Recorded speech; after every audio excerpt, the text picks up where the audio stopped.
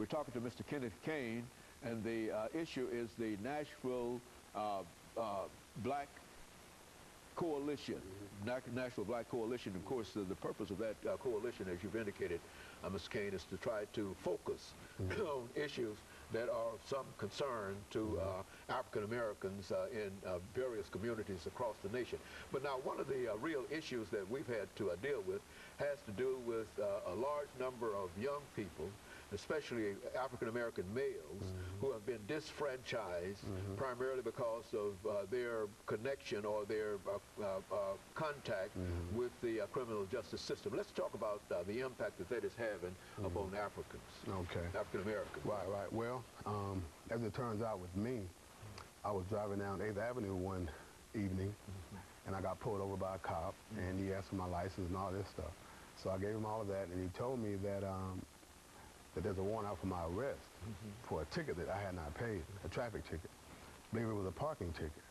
And so, of course, I assured the man that I had paid that ticket, and but I was arrested.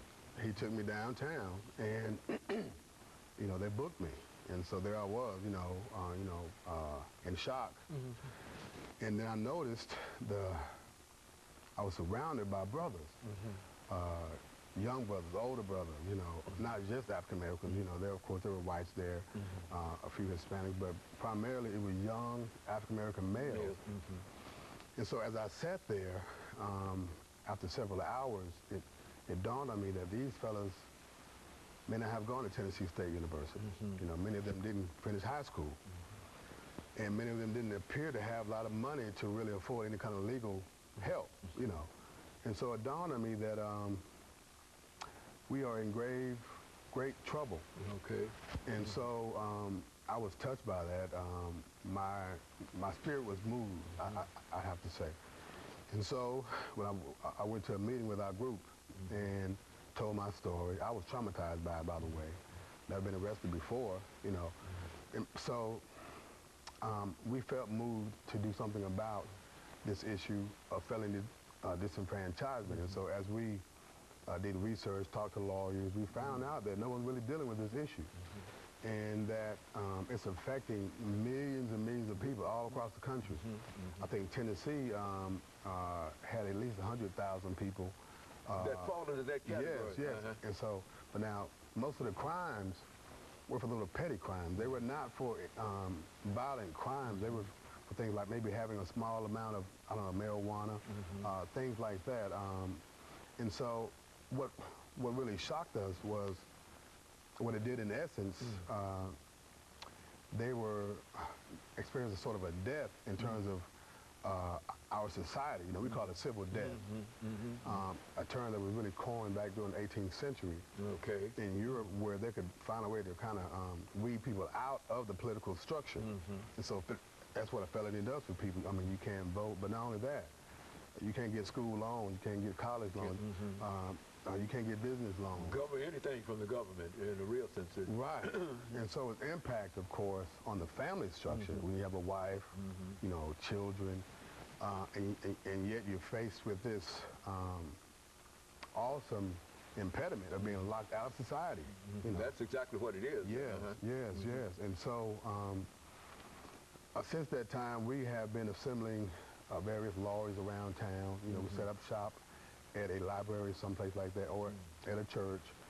And then we try to help those to get their lives back, to get their rights back as citizens.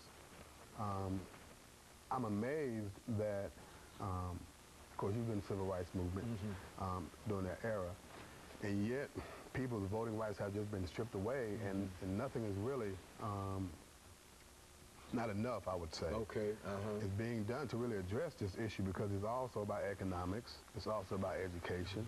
So it's a very, very pregnant issue that we feel like is a structural problem that we have that must be addressed structurally, through the law. Because legally. Through legislation. Exactly. And of course, some states are doing that now.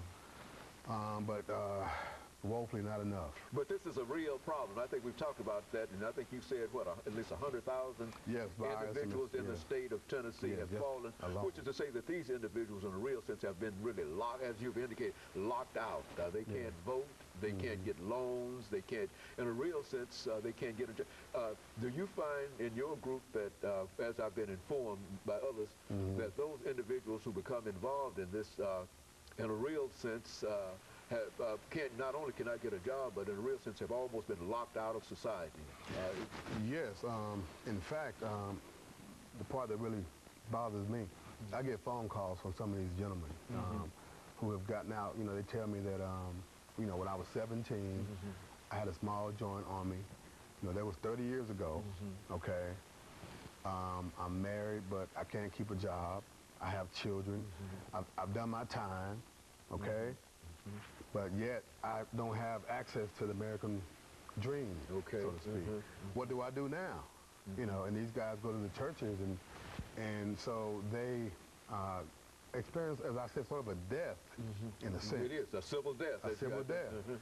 And so we've tried to address this, and in fact, we continue to try to address this issue, but also to tell the story that, hey, we have a bona fide democratic issue here. It is. Okay? That really is unconstitutional when you get down to the bottom of it. It cannot be legal. In other words, the person who serves his time has, as far as society is concerned, has paid his debt to society. They pay their dues. But as far as the rest of the folks are concerned in terms of dealing with him, he's still the same criminal that he was the day he was judged. Is that the attitude that most folks have? Yes, it is. In fact, it's not just men anymore, though. A lot of women. Caught up in, we didn't know. A lot of African-American women. Say something about that. We didn't know that. Quite a number of students have come to us. Students in college right now who have a felony on their records. But see, part of the problem is that the route back to getting their rights, for instance, if you owe any kind of back child support, you got to pay that first. Which, of course, if you spent a year behind bars or 2 years or 10 years behind bars, then that money has accumulated. That's right. And so therefore, you really locked out in that manner, just economically. So it's very discriminatory, and we have to try to address it in some way. You know, we're coming up for this second commercial break, after which we'll have an opportunity to do this third segment, and we can get into in greater depth in reference to this. But I think that some of the things that you're talking about now are some of the common problems that we've heard in reference to this as a real issue, and it's an issue, as you're indicating, that ought to be addressed in a more forthright manner by the legislative process. Of course, we'll be back with our audience following this very, very short commercial break.